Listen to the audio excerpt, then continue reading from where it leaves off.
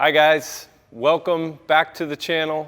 Today to the left of me, we are going to be going over these machines here. This is the bulk of Toro's Dingo lineup. We are missing the biggest unit, the 2000, and two of the smaller units, but other than that, we have pretty much the whole line here. So we don't want to go into too much detail, but we just want to hit the basics and let you see them all in the same building.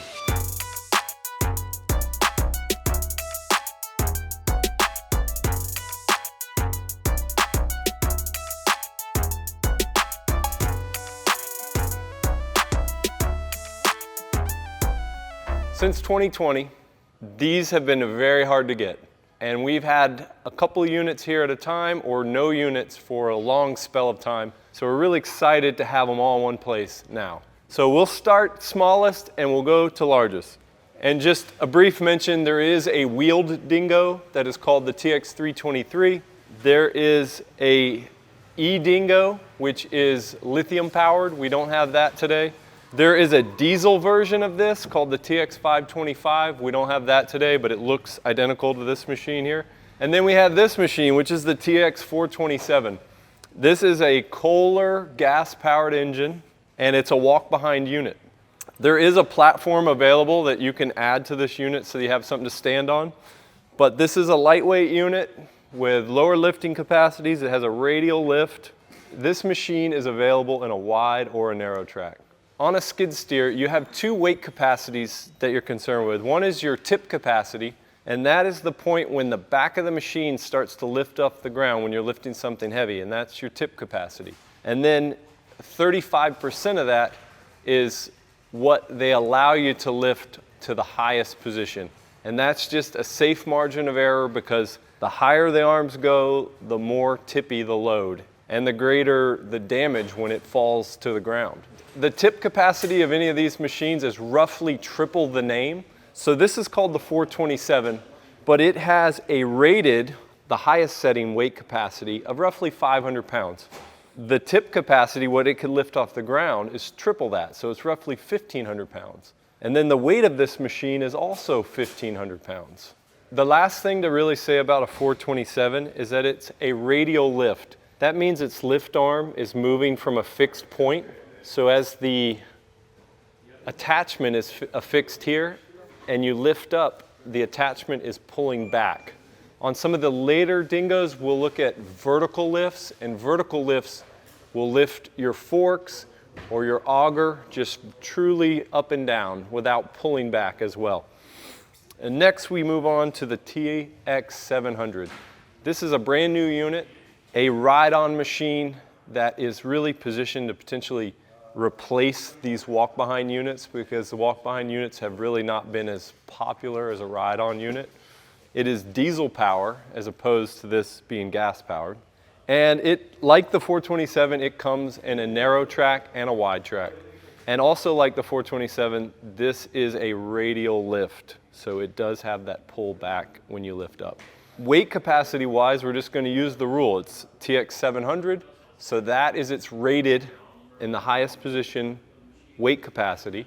And then if you triple that, 2,100 pounds is what it could lift off the ground. That's its tip capacity. And then if you wanted to approximate the weight of this machine, it's roughly 2,100 pounds. And that's the 700. Now for the most popular dingo in the dingo family, the TX1000. The TX1000 comes in a narrow and in a wide. We have both examples here in the showroom, and they're the same price.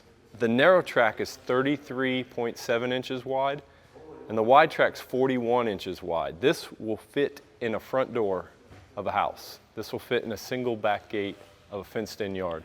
So this fits in some really tight places. And then in the case of the wide track, you have really low PSI on the ground because you have a 9.5-inch wide track. You're not gonna tear up turf, and you're not gonna do much damage with the wide track. So both of these have diesel engines. They both have Kubota 3-cylinder diesels. They have the D1305, which is the stroked out 1105 motor. It's 24.8 horsepower. It's a Tier 4 engine, but it doesn't have any kind of fancy emissions controls or catalytics or DEF or anything like that. Just a very reliable workhorse of an engine that's been out a long time. These two both have vertical lifts, so it's basically a hydraulic arm here and a hinge here that allows it to go up and down on this end, here where your attachments fit. And lastly, weight capacity. Again, we follow the rule. It's called a TX1000, so 1,000 pounds all the way up. That's your rated operating capacity, your ROC. And triple that for down low, 3,000 pounds, that's your tip capacity. And then the machine is roughly 3,000 pounds. So that's the kind of trailer weight capacity you need in order to haul this. In another video, we were trying to lift up various loads out in the parking lot here with a lineup of these machines. And we had pallets of material, mulch and whole corn.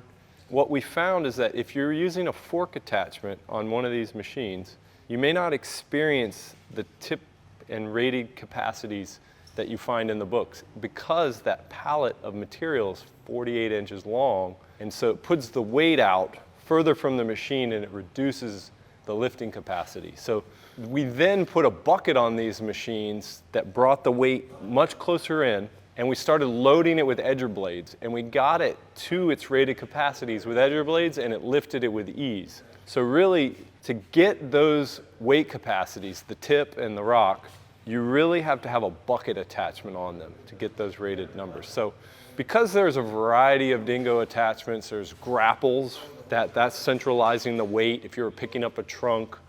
There's tree booms, there's augers, there's trenchers, there's just really an endless variety of attachments. Basically, because there's so many different applications for this machine, forks may not lift the load that you are intending to lift. So it would be important to demo one of these machines with the attachments you're wanting to use to make sure it's going to do the job you're intending to do.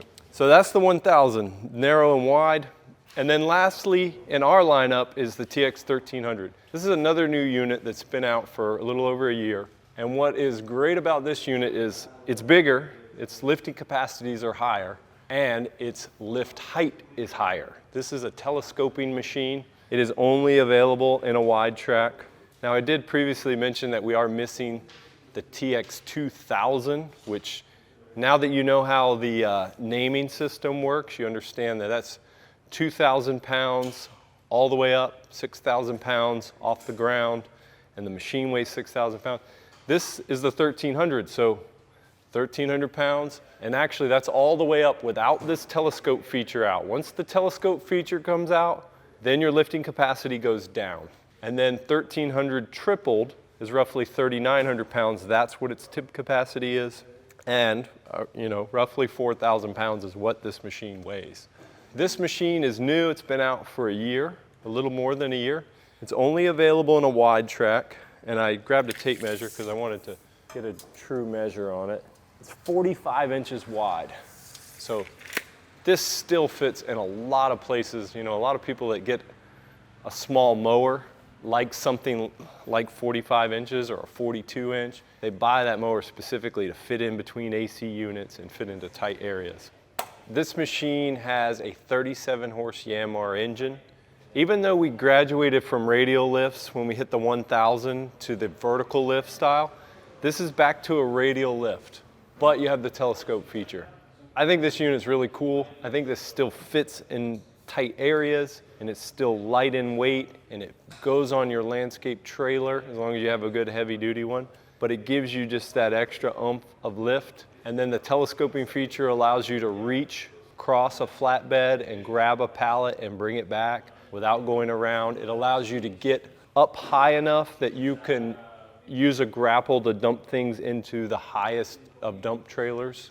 The hinge pin on this is 109 inches high, which is over 9 feet. I can touch it. Thank you so much for watching that video to the end. I hope you got a good idea of what Toro Dingos look like, and you realize that this is something that is available and is in stores now. It's also something that we rent, and actually I always recommend to a prospective dingo customer that you start out as a rental customer. It becomes part of your business pretty quickly, and if you're renting a few times a week, you'd really be a lot better off to own one at that point in time.